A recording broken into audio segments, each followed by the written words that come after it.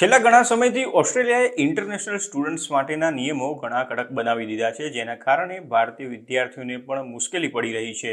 જો કે હાલમાં ઓસ્ટ્રેલિયાએ વિઝા ફીમાં વધારો કર્યો છે, જેના કારણે ઇન્ટરનેશનલ સ્ટુડન્ટ્સને લાગે છે કે ઓસ્ટ્રેલિયન સરકાર તેમને ડોલર છાપવાનું મશીન માની રહ્યા છે. તેમનું કહેવું છે કે ઓસ્ટ્રેલિયાએ રાતોરાત વિઝા એપ્લિકેશન ફી વધારી દીધી છે, જે સ્પષ્ટ સંદેશ આપે છે કે તેમના માટે ઇન્ટરનેશનલ સ્ટુડન્ટ્સ અણગમતા છે.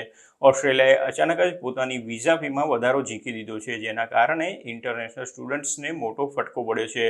ઓસ્ટ્રેલિયાએ કોઈપણ જાતની પૂર્વ ચેતવણી આપ્યા વગર સોમવારે નોન રિફંડેબલ વિઝા ફી $710થી વધારીને $1600 કરી દીધી છે. આ સાથે જ ઓસ્ટ્રેલિયાની વિઝા ફી વિશ્વમાં સૌથી મોંઘા વિઝા ફી પૈકીની એક બની ગઈ છે. આ વધારો માઇગ્રેશન રિફોર્મ્સને અનુસરે છે, જેમાં ફોરેન એનરોલમેન્ટ પર સંભવિત કેપનો સમાવેશ થાય છે. જોકે એક રિસર્ચ સૂચવે છે કે આના કારણે સંભવિત વિદ્યાર્થીઓ હવે ઓસ્ટ્રેલિયા આવતા પહેલા વિચાર કરશે, અથવા તો તેઓ અન્ય કોઈ વિકલ્પનો ઉપયોગ કરશે, એટલે કે તેઓ અન્ય દેશમાં જવાનું વિચારશે. Sydney university post graduate representative એસોસિએશનના એજ્યુકેશન ઓફિસર વેઈ હોંગ લિયાંગનું કહેવું છે કે વિદ્યાર્થીઓ વિઝા ફીમાં નાટ્યાત્મકતા વધારાથી આઘાત પામ્યા છે. તેમના માટે અગાઉથી કોઈ પણ જાહેરાત કરવામાં આવી ન હતી. તેમણે જણાવ્યું હતું કે વિદ્યાર્થીઓ તેમના અભ્યાસનું આયોજન ઘણા મહિનાઓ અગાઉથી કરે છે, તેથી આ અચાનક થયેલા ફેરફારોને કારણે જેમણે જુલાઈની આસપાસ અહીં આવવાનું નક્કી કર્યું છે, તેમને મોટો ફટકો પડ્યો છે.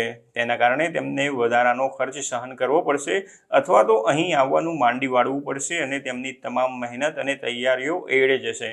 બીજી તરફ એજ્યુકેશન મિનિસ્ટર જેસન ક્લેરે જણાવ્યું છે કે વિઝા ફીમાં વધારો ઓસ્ટ્રેલિયામાં શિક્ષણના વધેલા મૂલ્યને પ્રતિબિંબિત કરે છે અને ઉચ્ચ શિક્ષણ પહેલ તરફ નિર્દેશિત કરવામાં આવશે.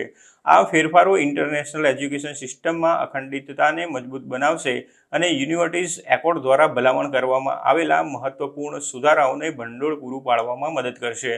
પરંતુ લિયાંગે જણાવ્યું છે કે વિઝાની જરૂરિયાતો અને ઇન્ટરનેશનલ સ્ટુડન્ટ્સ કેપમાં થયેલા ફેરફારો સહિત તાજેતરના અન્ય સુધારા સાથે ફીમાં ફેરફારથી ઓસ્ટ્રેલિયન સરકારે ઇન્ટરનેશનલ કોમ્યુનિટીમાં સ્પષ્ટ સંદેશ મોકલ્યો છે કે ઓસ્ટ્રેલિયા ઇન્ટરનેશનલ સ્ટુડન્ટ્સને આવકારવા ઈચ્છતું નથી.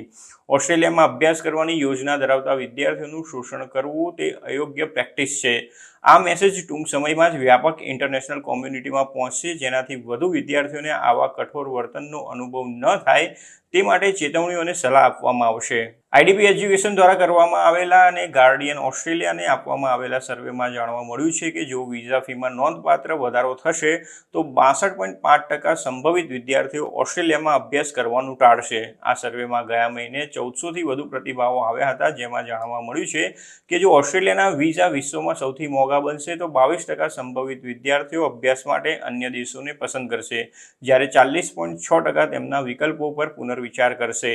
આઈડીપી કનેક્ટના જોઆના સ્ટોર્ટીએ જણાવ્યું હતું કે તેમાં કોઈ જ શંકા નથી કે ઓસ્ટ્રેલિયામાં અભ્યાસ કરવા માટે અરજી કરતા વિદ્યાર્થીઓમાં ઘટાડો થશે. તેમણે જણાવ્યું હતું કે ક્વોલિટી સ્ટુડન્ટ્સને પણ ખર્ચને લઈને સજાગ હોઈ શકે છે અને ગ્રાન્ટના દરમાં હાલમાં અણધાર્યા છે, ત્યારે રાતોરાત વિઝા ફીમાં 125%નો વધારો એ વિઝા અરજદારો સાથે દગા સમાન છે.